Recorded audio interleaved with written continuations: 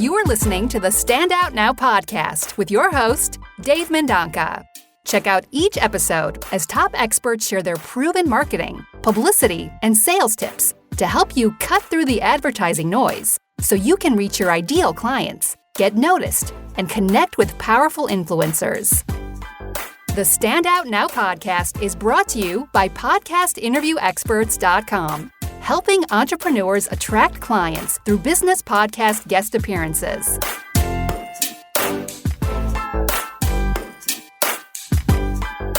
Greetings. Thank you for listening. Today I'm joined with a successful brand strategist, speaker, and best-selling author whose newest book, Brand New Name, will be coming out soon, Jeremy Miller. Welcome to the show.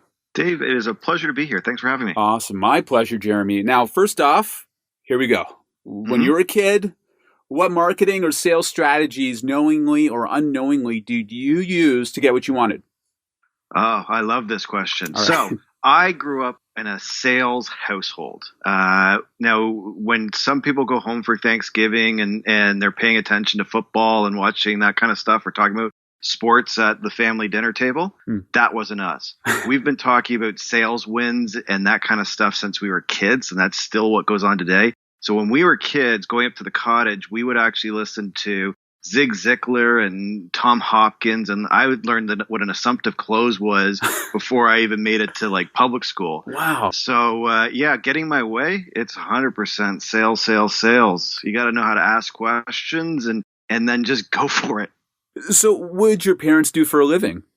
Well, my dad started out as an executive in a very large global recruiting company. And then in 1988, he left that job. And the year later, in 89, he started his own recruiting agency. Right. And so both my mom and my dad ran and grew a family business. And in 2004, I had the opportunity to join their company too. Wow. Okay, so take me back. So you're talking about the assumptive close. So you guys are at the dinner table, mom's passing over the potatoes, and you guys are talking about Zig Ziglar and how he kicked butt back in the day. Is this how it went down or what?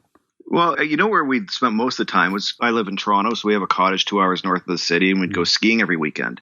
And so we would listen to sales tapes and sales training tapes going up to the cottage. What? And so I had just learned this stuff just growing up my whole life. Wow. And so I didn't know sales was actually something that people didn't know. Right.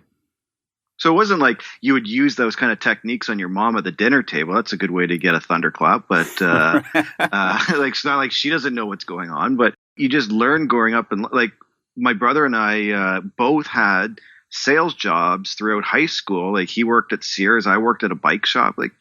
That's just the air we breathe. Got it. And you just implemented that stuff while you were at those places. Got it. All right. So tell me about branding. Tell me how you got into it. What was the turning point? When did you realize, okay, we got to dive in? So this ties back to the family business story. So when I was a little kid, when I was in high school, I probably went to my mom and dad and said, when I grow up, I want to run the family business. And I didn't know it at the time, but they probably had a panic attack. But they went out and they talked to a group of their friends who were family business owners. And the advice they received was, don't treat your kids like a lucky sperm. Make them have some barriers to entry to join the company. My brother and I had basically a few criteria we had to meet. We had to have a university education. We had to have at least 4 years of work experience, and there had to be a relevant job that we could do at that time when we wanted to come on.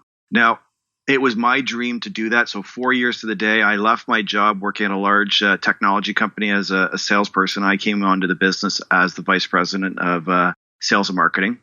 And what was happening as a recruiting business is we were coming out of the tech wreck of the early 2000s. And we thought we had cleared that. But what we didn't realize is we were facing the first major disruption to that industry, which was the rise of LinkedIn and Google.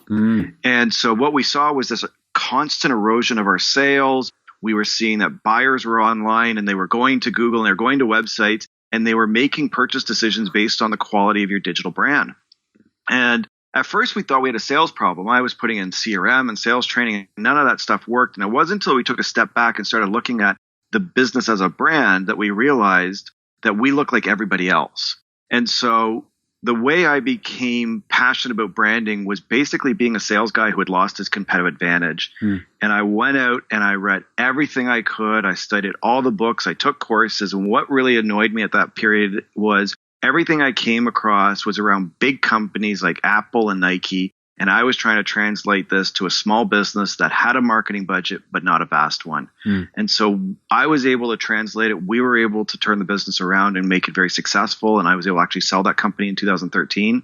But it was that embracement of branding. It actually got noticed by my clients, large companies that we were recruiting for, noticed how we were using social media, AdWords, and content marketing to drive sales. And they started to ask me to advise them on how to feed their sales forces. And that was the catalyst that started me on this journey. Right. And it was your dad who didn't give you the easy into the business. You had to earn it, which kind of started that. Yeah. But what was so amazing, though, on this, Dave, was they set the barriers to entry to come on board. But when they came on board, it wasn't their way. At the end of that first year, I remember sitting down with my parents, and it was a hard year. I had my ass handed to me. And I remember sitting down and saying, this is what it's like to work at a family business. I can't do it. I'm going to go back and work and sell software because that's way easier. Wow. And my dad said to me, and this is the advice that it sticks with me to this day. He said, it's not about the business you've built. It's about the business you're building. What are we going to build next? And that was the moment that gave me permission to be an entrepreneur. I didn't have to copy what he was doing. And both my parents gave permission for all of us to work together to change things. And I don't see that in a lot of family businesses where the next generation actually is given autonomy to break what the first generation has created. And so I'm very grateful for the opportunities I was given. The only other example I could think of that kind of situation would be Gary Vee. Took over the dad's wine business, made it his own kind of thing. So that's great. That's great that it worked out that way. Now, Jeremy, one of the reasons translated into a $100 million wine distributor, though. So I still got some learning to do. You're on the path. You'll be okay. So Jeremy, obviously, just by reading your books, Sticky Branding and this brand new name, we come to realize that you are good at branding. And another, I think for me, another stamp that you're good at this thing is when I'm trying to Google you, right? Jeremy Miller, right? There are bazillions of Jeremy Miller in the universe, okay? Yes. But you're on the first page, not just you, but former Growing Pains TV actor Jeremy Miller. So that's pretty good after a bazillion Jeremy Miller. So how did you do that? How did you get on that first page? It's not strategic. Okay. So it's funny. I grew up and I did not know a single Jeremy my whole life. And then I graduated university, I went to buy my domain name and I realized it was taken, but it wasn't active. And so I'm like, oh, interesting. There's another Jeremy Miller out there. Turns out it was a Jeremy Miller of Austin, Texas. And he sold me his domain name. I'm like, oh my God, this is amazing.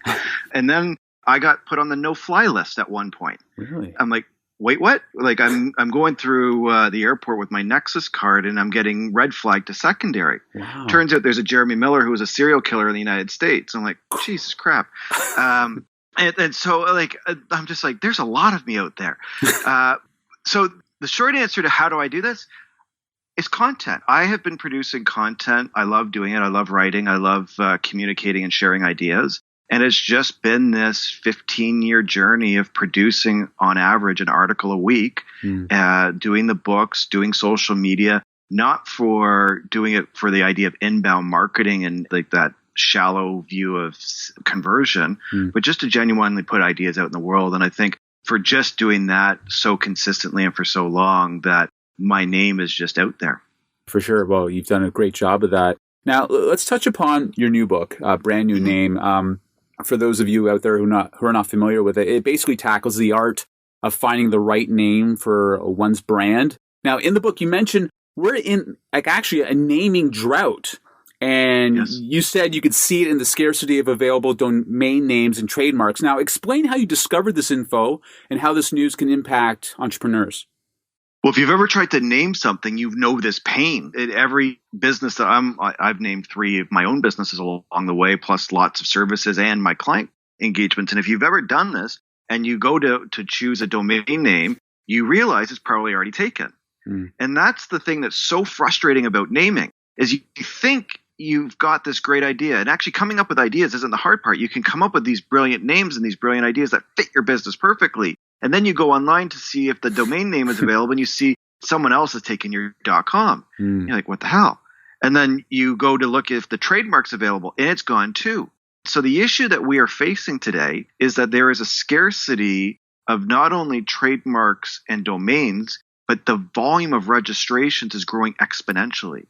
That in the United States alone, there are 543,000 new small businesses started every single month.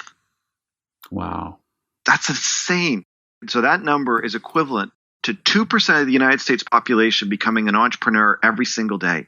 And that same stat applies to the United Kingdom, to Canada, to Australia, to Europe. We're seeing this in all the Western countries, that there is this constant growth to starting a business. Now, not all these businesses are going to survive, but they all create a name. Some are done deliberately, some are not, but they all need a name. And so if everybody's going out there, if 2% of the business community or 2% of the population is starting new businesses, plus products, plus everything else, that puts a lot of pressure on the system. And that's why naming is so hard for you and I.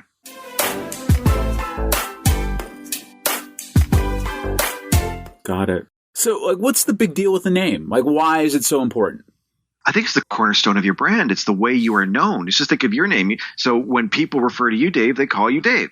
The same with me. They refer to me as Jeremy. That we are known by our names. That's how we communicate. And when it comes down to branding, or talking about this from a commercial perspective, to name something is how we create value. It's how we communicate. It's how we know it.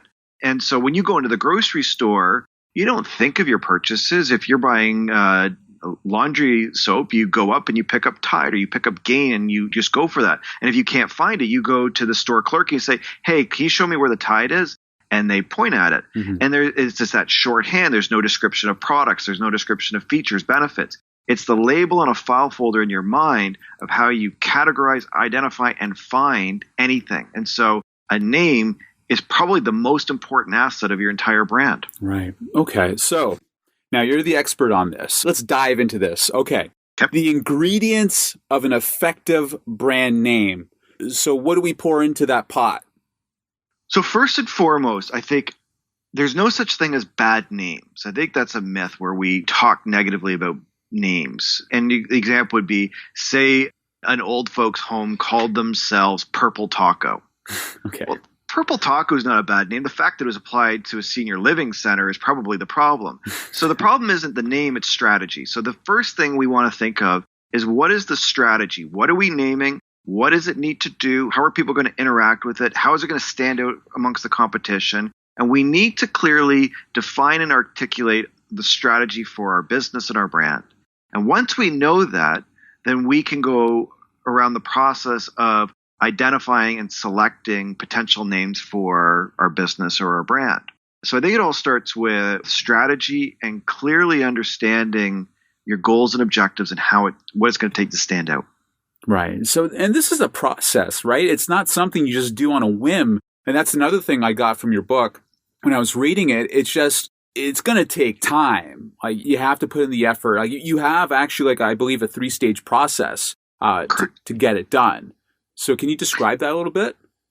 Yeah. So what I find so challenging around not only naming, but all elements of branding and marketing is there's not clear structured process on how to execute it. And so as a result, many of the time we either burn a lot of hours trying to figure it out or we hire an agency. And I think that's a shame, because in every organization, there's just immense creative potential. And the question is, how do we harness that? Is there a structured process that we can use to achieve that? And so the answer for brand new name is yes. What we apply is a 3-stage process that allows someone over the course of 2 to 4 weeks to name anything.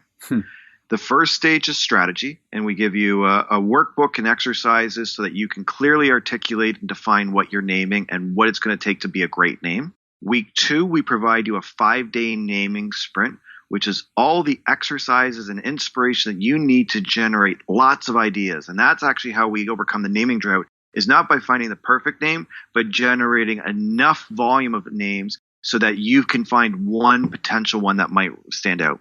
And then the hardest part of naming is once you've got all those ideas, what do you do with them? So in the third stage, we provide you a set of tools and process in order to shortlist, create an algorithm in terms of testing and evaluating your names. We call that a name score. and then a set of market tests to see which names resonate the most, which ones have the highest recall, so that at the end of the process, you can whittle it down and hopefully have 1 to 3 options that you can select that will be perfect for your brand. Got it. That second stage, you're talking about the sprint, and I read in the book, the sprint team. So you're referring to like your staffers and stuff like that, right?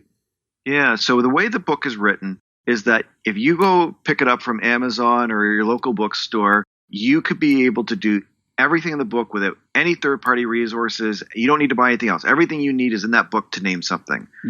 But what I'm going to advocate for is to not just do it by yourself, but to create a team. And what is so powerful is if you are a small business and say you've got 2 to 5 employees, that team is an immense engine that can generate a lot of ideas. If you're a larger business, you can get even more exponential value out of this. And so by engaging your staff in the creative process, not only allows you to get more ideas and get to a better outcome, it also empowers you to create a culture shift, because when else are you able to engage all of your employees in the branding process? When can you get people that are working in customer service or logistics or development and give them an opportunity to actually participate in something as important as naming? And so the book is actually designed around the idea of employee co-creation. How do we unlock the creative genius of our employees to name something? For sure. So what are some exercises? Like I know I read in the book, in regards to inspiration for finding new names, you had people, places, and spaces, I think was one. Like where else can we find inspiration for names, Jeremy?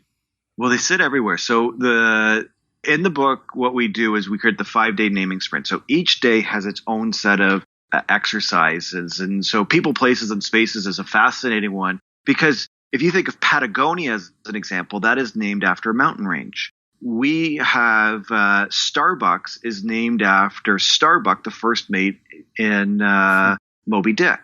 So both real and fictional characters, places are all opportunities. And so where we find ideas is not only looking inside our business at our processes and systems, it's also at looking at literature, looking at the way we can construct words, Instagram or Facebook, putting them together, or inventing a word like Kodak.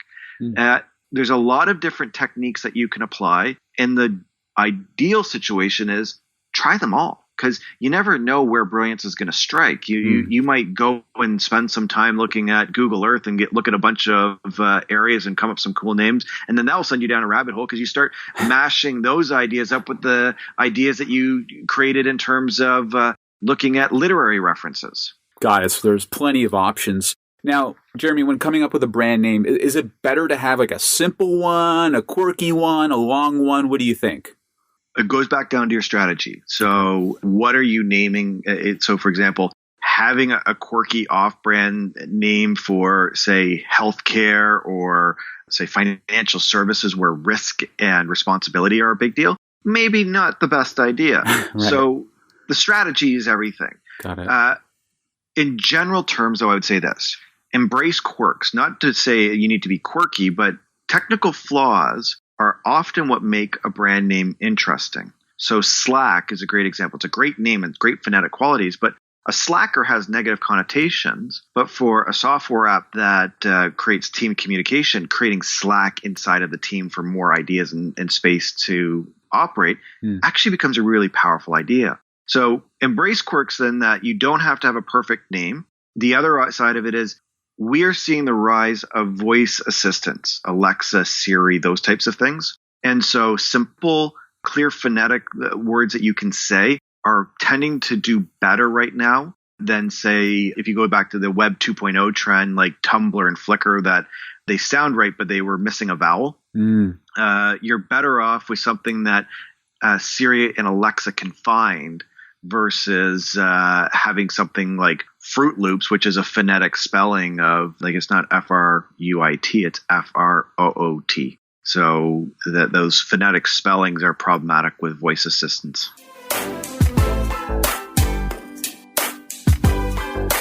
I never thought of that take about the voice assistants, but that's a very good point. Another question, how about industry relevant keywords in your brand name? Like, okay, Apple, they get away with it. They don't have anything about computers. in their brand name. But what about Burger King, Kentucky Fried Chicken? Is it a must to have, like if you're a small business owner, to have that industry relevant keyword in there? No. Well, a descriptive name is very valuable at times. So one of my favorites is actually a quirky name and a funny name, but it's Big Ass Fans. And they make big industrial fans. And that name came from their customers going, I want to buy some of those big ass fans. And Nice. They embraced it. And so that kind of a descriptive name can be very powerful. Okay. You have names like Netflix, which are kinds of is a form of a descriptive name. But do it because it makes sense and it makes for a unique name. Don't do it because you think it's going to improve your search rank, because names and URLs are not really influencing Google search algorithm anymore. It's the content on the page. So you're better off choosing a name that is easy to remember, easy to share, and easy to say than a name that is functionally accurate, but nobody will remember it because it's so bland and boring. Got it. So in your opinion, what brand names are your favorites there that they're doing it right?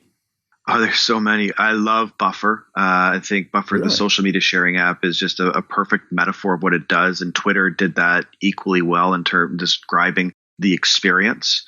Big Ass Fans is a classic in terms of just that quirky, powerful name. But I also like names like Haagen-Dazs. What most people don't realize is Haagen-Dazs is gibberish. It's an invented word that's meant to sound foreign. And It's hard to say and hard to spell, but consumers pay 50% more for that ice cream just because it sounds like it's from another place. And that's by design. It was actually from an entrepreneur in the Bronx. Seriously? Really? Yeah. I did not know that. Okay. So that's one behind the scenes story of a brand's name. What are some of your other favorite stories about some of these brands? Because when I was reading your book, I was finding out some of these stories and fascinating stuff. Are there any of your favorites that you can share? Well, there's a few. I'll give you one right out of the gate. We can go deeper if you want. Frisbee is actually one I think is hilarious. Okay. So Frisbee was originally known as the Pluto platter.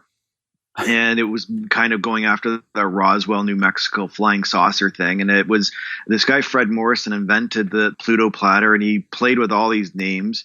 And Whammo, which is the company that created the hula hoop and silly string and slip and slide, they bought the rights to the Pluto platter from Fred Morrison after the hula hoop started to tank and become a fad.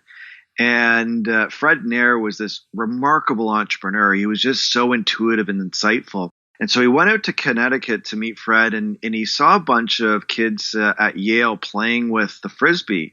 And talking to them, he noticed that they were calling the Pluto platters Frisbees. And he said, well, why are you calling it a Frisbee? It's a Pluto platter. And they explained to him, and what he discovered was Frisbee was a pie company in Connecticut. It was the Frisbee Pie Company. It had a slightly different spelling. It was an IE versus EE at the end.